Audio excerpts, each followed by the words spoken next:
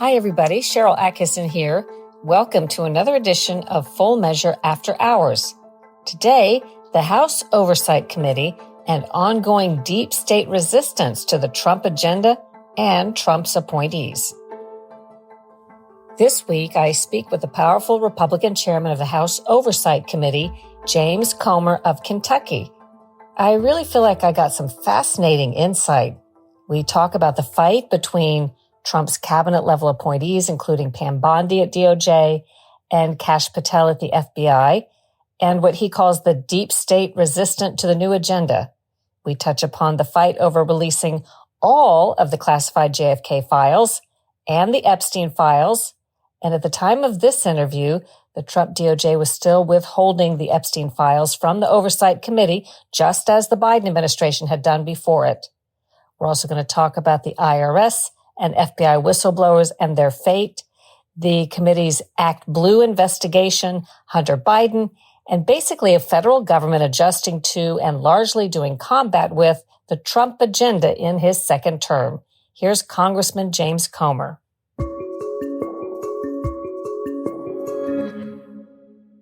Yeah, if you compare this Trump administration to the first one, he's clearly prepared this time. He had an agenda. They were very quick to do their executive orders. They've been very calculated in how they've done the executive orders. A lot of the executive orders, they anticipated court challenges, and they're lawyered up and ready to go. So I think that the progress that the president has made coming out of the gate is unprecedented. I'm very satisfied with that. Now, he's put some cabinet secretaries in, and as we all knew, they're going to face a lot of deep state opposition from within. You've got every government agency from the Department of Justice to the EPA that is fully employed by left-wing activists that are going to do everything in their ability to obstruct and to slow down all the progress and momentum that President Trump has coming out of the gate. So I think the president's done a tremendous job. I think a lot of his cabinet secretaries have done a really good job. And a lot of them are unfortunately facing a lot of internal battles that I'm optimistic will win at the end of the day. Is the Oversight Committee following any of these issues, such as release of these documents, including the Epstein documents? And do you know what's going on with that? Yeah, absolutely. I appointed a task force led by Anna Paulina Luna, who's very persistent. And we're trying to follow through on the president's directives to release certain classified documents, what we call our American secrets. If you'll remember, when President Trump ordered the declassification of the JFK files, we found out a few days later that the bureaucracy only released a handful of documents. They still kept thousands of pages. So our task force is, trying to reach out and question the bureaucrats, figure out which bureaucrat didn't comply with the orders. Same thing happened with the Epstein files when Pam Bondi thought she was releasing the Epstein files. It really wasn't the Epstein files, obviously. So that task force is kind of working on very hard behind the scenes to identify which bureaucracies and which bureaucrats are not complying with the president's orders. And that's a common battle that a Republican president faces in this town. You've got, when a Republican wins the White House, they come in and they appoint Republicans to be cabinet secretaries, but then they have thousands of employees that are protected by the civil service system, protected by merit or tenure, whatever you want to call it, that just will not follow orders. That's why we want to reclassify a lot of the federal employees to what's called a Schedule F employee, which means if you don't follow the orders from your cabinet secretary or division manager, then you can lose your job, which is what would happen in the private sector. So, there's the task force is going to try to follow through because you're just dealing with a lot of bureaucracies. There's a reason the government doesn't want to turn over all the JFK files. There's a reason the government doesn't want to turn over the Epstein files. So hopefully our task force in the Oversight Committee can push these agencies and these bureaucrats to do what they're supposed to do. Do you anticipate the task force or the committee will have hearings and will actually have names named and there'll be accountability to that? I do. And Anna Paulina Luna's chomping at the bit to bring some of these people in. So, there aren't many people in this town that want to come in front of the House Oversight Committee. I mean, you can ask NPR and PBS about that yesterday, or the 4 mayors of the sanctuary cities, and the list goes on and on and on. The former Secret Service director. If you come in front of the House Oversight Committee and you've been behaving badly, it's not going to end well for you. So hopefully we'll see some more movement on these documents. But again, it's just a perfect example of what Pam Bondi, Kash Patel, Brooke Rollins, whoever, Lee Zeldin, doesn't matter, whoever the head of a cabinet or agency is, they're going to face internal opposition on a daily basis. Have you gotten any top-line information on specifics of the documents being withheld, particularly on the Epstein case from the FBI office in New York? No, I have no idea. The excuse they always use, and I dealt with this in the Biden investigation, was there's an ongoing investigation. There's an ongoing investigation. Well, there's always an ongoing investigation. There's probably been an ongoing investigation of the Kennedy assassination since the 60s. And I'm sure there's an ongoing investigation in the Epstein drama. But at the end of the day, the president's ordered the release of these files. There has been enough time passed to where the American people deserve to know who, at the very least, was on that list. Do you think we now have all the JFK files, or they're in the process of being posted and so on, or is there still more to come? Well, I would say that we've probably gotten pretty much what we're going to get. The question I have is, were there documents that have disappeared over the last 4 decades? And that's probably a possibility. I find it hard to believe that if the government was involved in some type of role in the Kennedy assassination, that they would say, okay, let's keep this file in this safe here. And, I would think that file would disappear very quickly. Well, I've said much the same about the Epstein files. Certainly, if there are bad actors, they weren't holding the documents under a glass dome waiting for Trump to be reelected so that they could be released. The thing that worries me about the Epstein files, and I've read a lot about it, like most Americans have, is, was our government involved in this? Were they potentially blackmailing some of the most influential people in the United States or in the world? If you go into, Britain and other countries where we know there were very high profile people that were going to the Epstein Island or whatever you want to call it.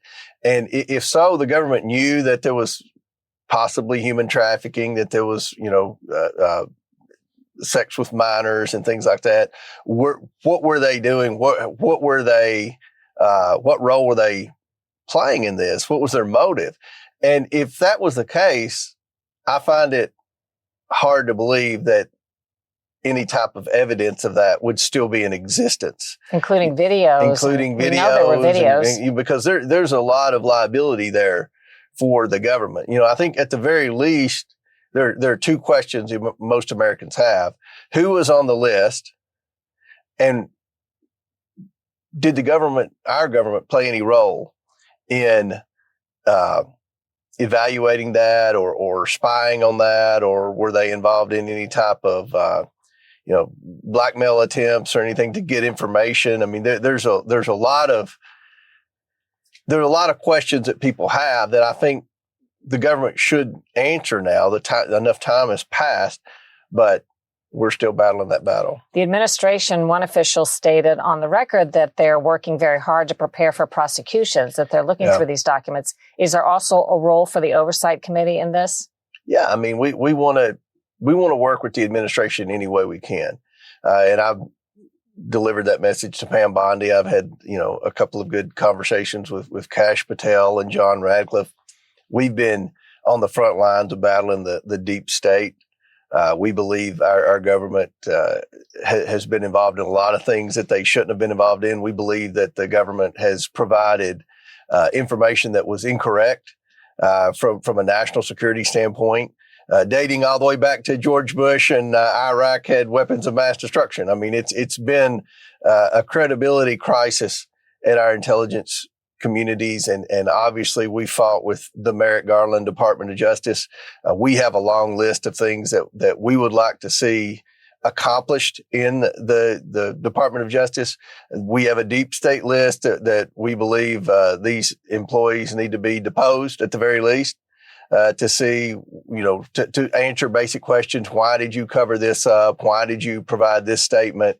Why did you sign the letter saying that the laptop was Russian disinformation when you knew darn well it was not Russian disinformation? So there's a lot of questions that we have, a lot of people that we believe need to be held accountable, and we're willing to offer our services. We'll work in depositions, we'll have public hearings, we'll do whatever, but we need to work with the Department of Justice. Are you waiting for the green light from them, or do you already working to schedule hearings on We're these types waiting of for things? the green light. And why haven't you gotten it yet? Well, I don't know. It's there's a lot to do, and Pam Bondi is walking into an agency that's hostile towards her. There's no question about it. I mean, you've had a few people like Leslie Wolf that resigned before Pam Bondi took office that were involved in a lot of high profile government cover-ups, but there's still a lot of people in that Department of Justice. So she's having to battle within, and hopefully she'll win that battle and we can see some accountability. Just a side story. When Jeff Sessions became Trump's attorney general for a short period of time, very good sources, firsthand sources, said he would whisper in his own office. Yeah. Did you hear that too? Well, yeah, absolutely. And I've had conversations with Bill Barr. And look, Bill Barr was getting, if you go back to the Biden investigation, Bill Barr was told things by his intelligence officials at the highest level that just weren't true. And Bill Barr, you would think, could believe what his FBI director says or what his CIA director says, and what the higher ups in the FBI and CIA and the Department of Justice would have to say about certain high profile cases. But in the end, they weren't being truthful with him. And, some people say, well, Barr should have done this or Barr should have done that. Well, it's very difficult when you have all these people around you that are just not honest. And I think that Bondi, to her credit, realizes that coming in. So, it's gonna take a while to put your people in place there, because you've got all these career employees that you can't terminate. That's something that needs to be changed, and that's a role the Oversight Committee will play. Hopefully, we can get legislation passed that will reclassify some higher level career employees to where you have to follow orders. I mean, if a president's elected by a mandate, and let's use the EPA, for example. I'm good friends with Lee Zeldin, who's the EPA administrator. I knew Scott Pruitt, who was Trump's first EPA administrator. He was from Kentucky. You put these administrators in, and they have a mandate, and the president campaigned and said, we're going to drill, we're going to frack. But then they order the EPA, okay, we're reversing course. We now want people to drill. We want people to frack. And the EPA employees say, no, we're not going to approve any permits. We're going to fine the coal companies. We're going to do everything we can to put the coal companies out of business and to make sure the oil companies can't drill and get any new permits. So what's the repercussions of that? There's nothing the way that the personnel laws are and the labor laws are in the federal government. It's impossible almost to fire these people, even though they're directly disobeying an order from the newly elected president who received a mandate and campaigned on changing the energy policy, for example. So all of these cabinet secretaries, whether it's Brooke Rollins at Ag or Pam Bondi at Department of Justice, they're having to fight a lot of internal battles that really haven't made it into the mainstream media yet.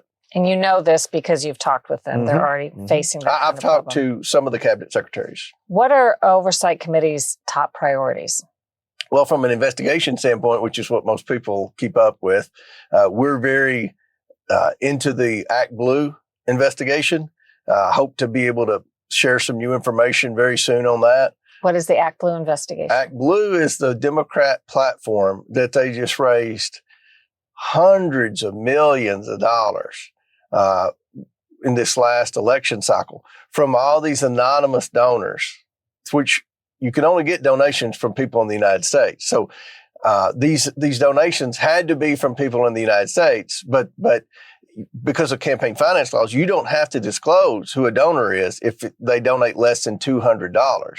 So all these $150 donations, $175, $199 donations, just miraculously coming in every day. And the Republicans, we have a platform too called Win Red, but Act Blue outraged Win Red like 7 or 8 to 1. And this is money that went to political campaigns. Went to political campaigns, not just political campaigns, but a lot of the protests. Act Blue is a platform for Democrats that want to have town hall protests and just disrupt lives in congressmen, protesters, and things like that.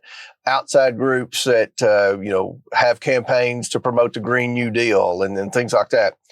This Act Blue is very suspicious that they've raised this much money from this many people. If it was say, okay, the Democrats outraised the Republicans 10 to 1, I would possibly believe that if you disclose who the donors were. But you think there's foreign money in there? I think there's probably foreign money in there. I think there's a lot of money laundering that potential there. So we're following the money in the same manner we followed the money in the Biden family investigation and trying to trace the money back to where the original source is. We know there are people whose names were used in making donations that have already come out and said, we never made this donation, or we made one donation, not 5,000 donations. So someone was using the names. Did someone use the name 5,000 times? Someone's used the name many times on donations, and I think that it's just a matter of putting it all together, and that's what we're in the process of doing. What's next on that? What do you expect? Hearings or just depositions? Hearings, but here's the where I know we're hitting a nerve is I think the top 5 people at Act Blue have all resigned in the last 3 weeks. That's always a good sign, because why would they resign? They raised a record amount of money. I mean, everything should be, hunky dory over there, but yet they're all heading for the exit. So, it'll also be interesting to see did the Department of Justice and the Merrick Garland administration know what was going on at Act Blue? I think that's going to be another question, because what I always said about the Biden family influence peddling investigation, there were 2 crimes. There were the crimes the Biden family committed, the financial crime. And then there was the crime that the government knew what the Bidens were doing, but yet they covered it up. Because there were 4 agencies investigating the Biden. There was the Department of Justice, there was the FBI, the Securities and Exchange Commission, and the IRS. And yet every time they were told to stand down by a deep state bureaucrat. And what I think will be interesting in Act Blue, did the Department of Justice know about this and intentionally withhold it, hoping that if the Democrats had won the House and Harris had won the presidency, you could have just swept this under the rug.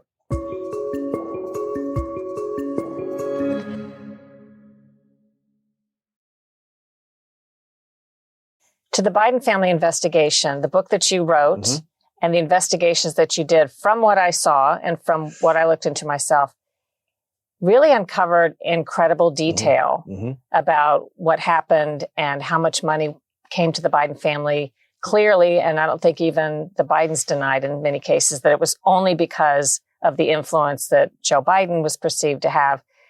And there was so much detail in there about, as you said, the government agencies being told to stand down on certain investigations, particularly the IRS whistleblowers who wanted to follow the trail all the way to Joe Biden, but were told they were not allowed to.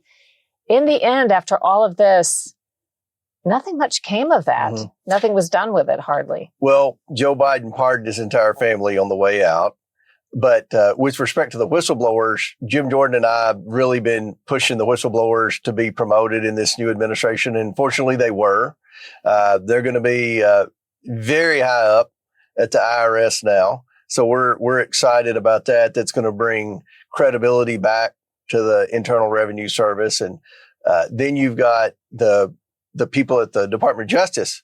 We've had a couple that have resigned. Leslie Wolf was one of the people that was involved in the cover-up of the Biden crime family schemes. But there are others. So hopefully, this is one of the lists that we've given Patel and the Department of Justice, we hope that some of these employees that were involved in these cover-ups are brought in and questioned, because they need to be held accountable. And with respect to the Bidens, look, we believe that those pardons would not hold up in court. You can't pardon your entire family preemptively for an 11-year period for crimes that, according to Joe Biden, they never committed. Well, if they never committed any crimes and they've never been charged for any crimes, then why are you pardoning your entire family? Who says you can't do that? I guess there's not a precedent, but has it been challenged? There's no precedent. It's not been challenged. The entity that needs to challenge it is the Department of Justice. Two more areas, and then if there's anything you want to speak to. People who have blown the whistle inside federal agencies are looking for redress. I guess the IRS whistleblowers have been taken care of. Yes. What about some of the FBI whistleblowers? There's Stephen Friend. There are others who spoke out from inside. Mm-hmm. And I think people are waiting to see and hear what happens with them. Yeah, I don't know what's the process is ongoing with the FBI whistleblowers. Jim Jordan dealt more with them in the Judiciary Committee. I dealt with the IRS whistleblowers, Shapley and Ziegler, and I think they're very, very satisfied. And I think we sent a message to whistleblowers across the federal government. If you come forward and blow the whistle and what you say is true. Now, sometimes people blow the whistle and what they're accusing doesn't always pan out. If you blow the whistle and what you said is true, then you're going to be rewarded. At the very least, you're not going to be retaliated against. And Shapley and Ziegler were retaliated against at the IRS. So, we've got a Treasury Secretary and a soon-to-be IRS Commissioner that know full well what Shapley and Ziegler went through. Jim Jordan and I made sure of that. And I think they're going to be rewarded, and they should be rewarded. Those are the type of government employees we need. They risked it all to do the right thing. As you know, government is littered with stories like theirs. Mm-hmm. Things never turn out well for the whistleblower. That's right. It would not be hard, it seems to me, but for the fact that there's not enough support, for Congress to pass a law that designates special status for whistleblowers who tell the truth, mm-hmm. where they are encouraged to come forward and provided not the whistleblower laws on the books, which are not helping them, but where there's not this upside down dynamic where they're punished and face retaliation. Yeah. Even if their jobs are protected, they're still kind of ruined.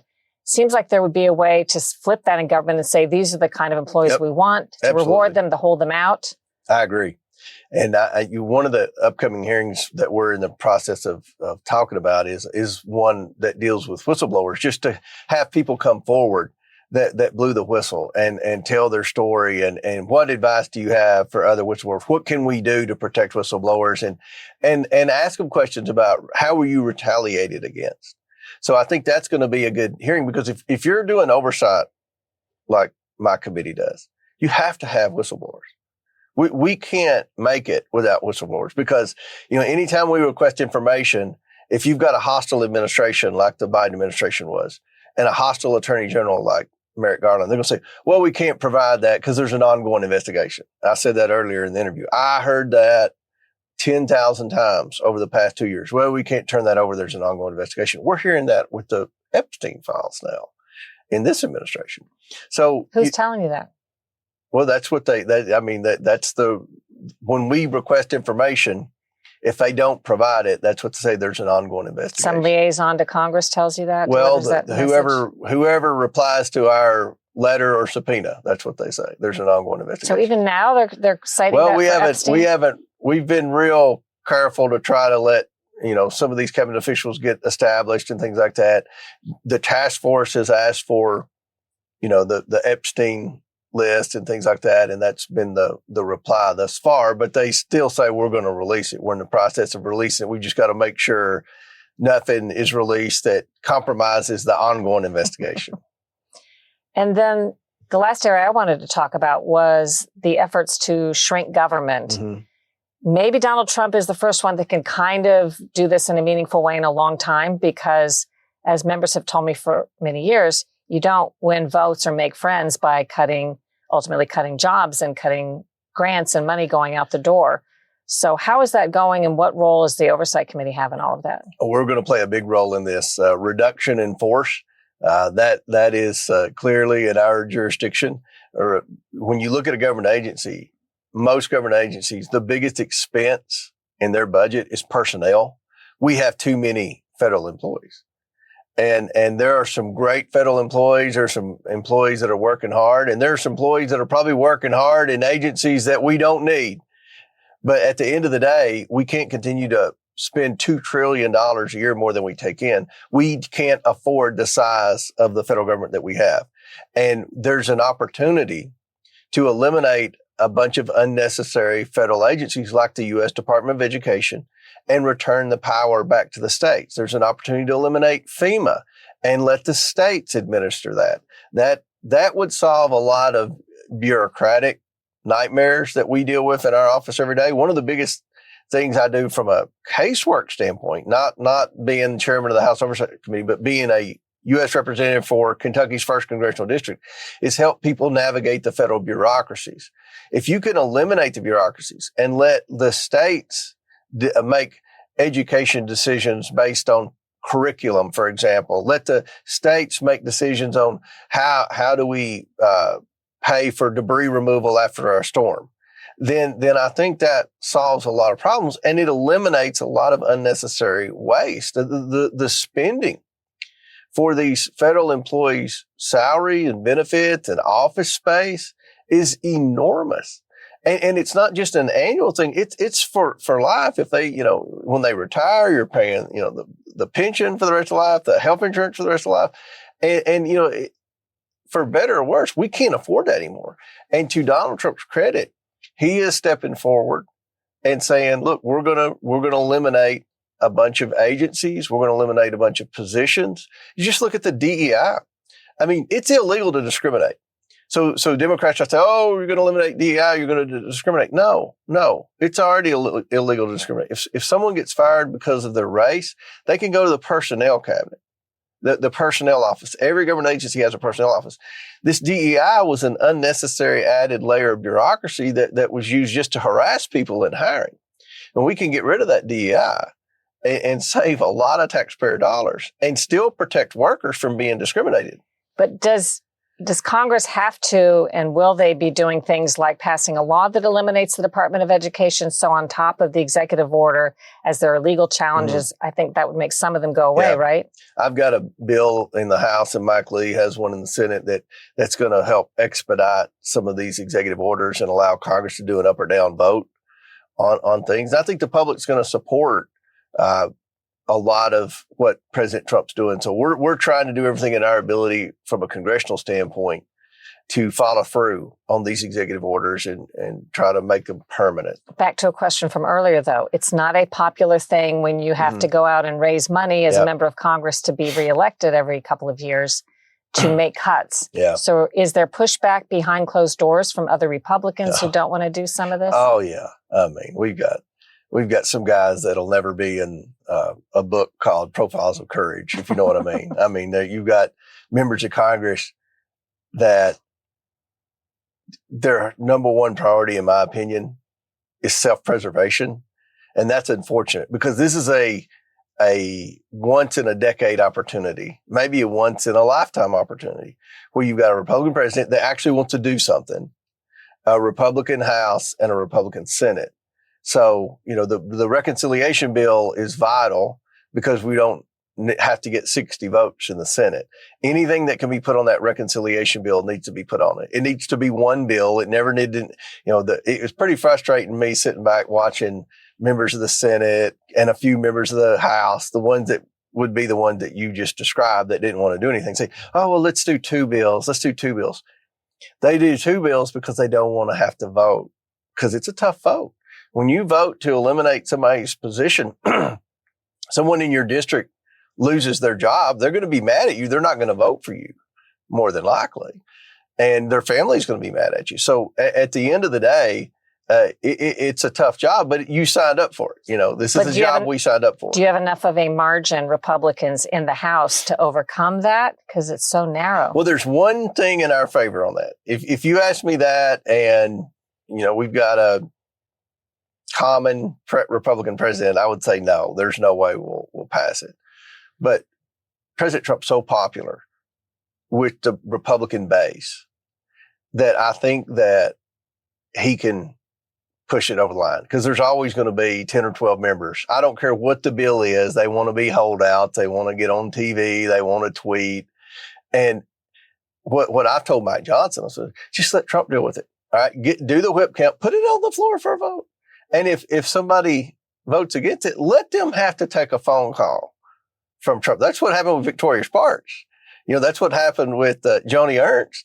I mean, I could start naming names of people that said they're not going to vote for President Trump's nominee for this, or they're not going to vote for the blueprint for the reconciliation bill. Let President Trump talk to them. Because if you go against the mandate that President Trump received, now there are things that a lot of us wouldn't do just because President Trump asked. But if President Trump asks to do something that he campaigned on, that he's been transparent about, that is clearly part of his agenda, that's a different deal. I think my people, I won my last district, my last race, my last 4 races by 50 points, 75-25. But if I start going against President Trump's agenda, people are going to be mad at me in my district. So I support the president's agenda, the agenda that he campaigned on.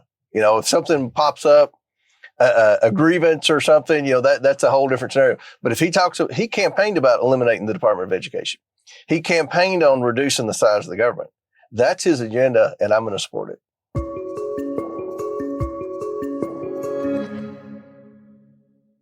You can see the interview on the next upcoming episode of Full Measure, Sunday, April 27th.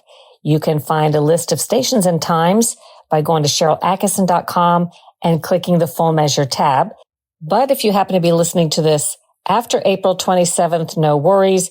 You can find the Full Measure YouTube channel, and we are posting the program there and the segments there pretty quickly after the program airs on TV on Sunday. So again, look for our YouTube channel for Full Measure with Sharyl Attkisson. And you can also check out all of our stories at fullmeasure.news. I hope you enjoyed the podcast, and that if you did, you'll check out my other podcast, the Sharyl Attkisson Podcast. And I hope you consider subscribing to this one, sharing it with your friends, and leaving us a great review. Also, visit the Sharyl Attkisson store by going to SharylAttkisson.com and clicking the store tab for some exclusive items made just for independent thinkers like you, with proceeds going to independent reporting causes. I have all kinds of cool products, including some great stuff coming up for summer, like beach towels and great mugs that you can bring to the beach and so on. Great gift ideas there. And speaking of that, if you haven't already checked out my 5-star bestseller, Follow the Science, How Big Pharma Misleads, Obscures, and Prevails, that's a great gift for somebody who cares about their health and would appreciate insight on the deep corruption inside our medical establishment, scientific journals, medical schools, and among our doctors, without some of them even understanding or knowing that they're subject to so much corruption. But it tells us a lot about why we're in this situation we're in today, with so many chronic health disorders exploded out of control, as our doctors and public health officials in many cases seem almost not to notice. That's Follow the Science, available everywhere. Do your own research, make up your own mind, think for yourself.